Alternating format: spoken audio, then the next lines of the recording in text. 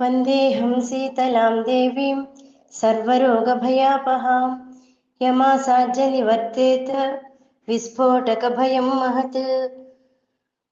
ఇది తే జ్ఞానమాఖ్యాతం గుహ్యాద్గుహ్యతరం మయా విమృశ్యైతదశేషేణ యదేచ్ఛసి తథా కురు.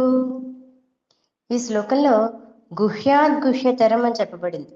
గుహ్యాద్గుహ్యతరం అంటే శ్రీకృష్ణ పరమాత్మ ఈ గీతాశాస్త్రం మొత్తం అంతటినీ కూడా ఉపదేశించి చివరికి దానిని అతి రహస్యమైన విద్యగా చెప్పారు. ఉపనిషత్ సారం అంతా కూడా ఈ గీతలో ఉండడం వలన ఈ మహాజ్ఞానాన్ని సద్గురువులు అతి గోప్యంగా ఉంచుకుని అధికారులైనటువంటి సత్శిష్యులకి అంటే మంచి శిష్యులకు మాత్రమే ఉపదేశించారు. అంటే ఎవరికైతే అధికారి అంటే అర్హత ఉంటుందో వాళ్ళకి మాత్రమే ఉపదేశించాలి. అర్హత లేనటువంటి వాళ్ళకి ఎంత చెప్పినా ఉపయోగం లేదు. శ్రీకృష్ణుడు దీన్ని తన యొక్క బోధనల ద్వారా లోకంలో లోకానికి అంతటికీ మహా ఉపకారం అనేటువంటి చేసి పెట్టాడు. మహా ఉపకారాన్ని చేశాడు. ఈ జ్ఞానం రహస్యాల్లో కల్లా అతి రహస్యం అని చెప్పడం వల్ల దాని ప్రభావం ఎటువంటిదో మనకు తెలుస్తుంది.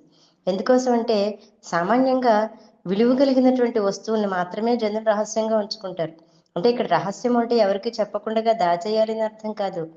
విలువైన వస్తువులను ఏ రకంగా రహస్యంగా ఉంచుకుంటామో చాలా జాగ్రత్తగా చూసుకుంటామో అలాగే ఈ గీతాసారాన్ని కూడా గీతను కూడా అంత విలువైనటువంటి సద్గ్రంథం చాలా చక్కగా దాన్ని జాగ్రత్తగా చూసుకోవాలని చెప్తున్నాడు.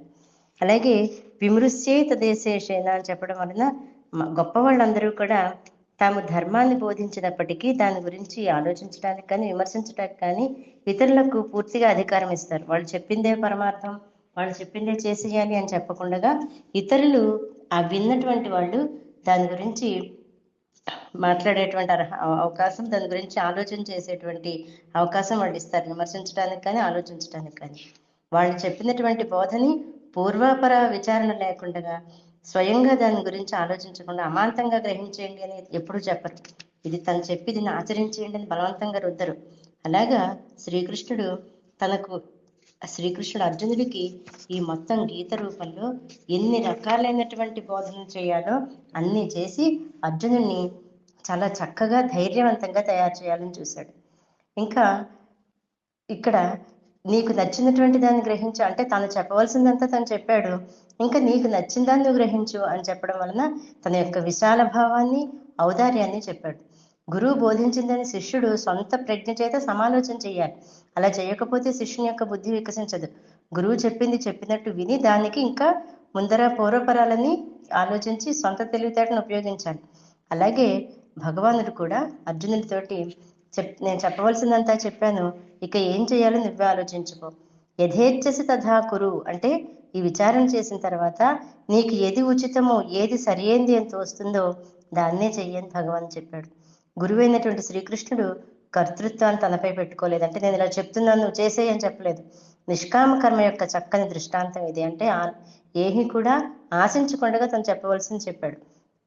18 అధ్యాయాల బోధనని కూడా అనర్కళంగా ఉపదేశించి చివరికి దాని ఫలితాన్ని కోరకుండానే భగవానుడు విరమిస్తున్నాడు.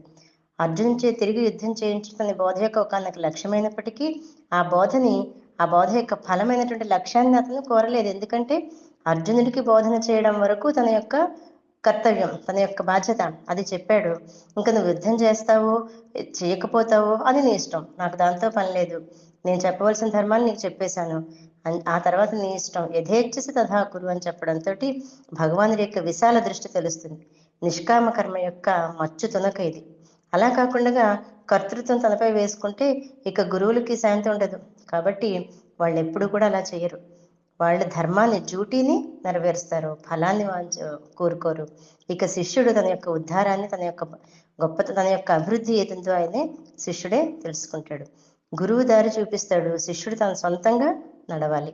కనుక ఈ గీతా శాస్త్రం చెప్పినటువంటి కర్మ భక్తి అనేక విధాలుగా చెప్పబడ్డాయి.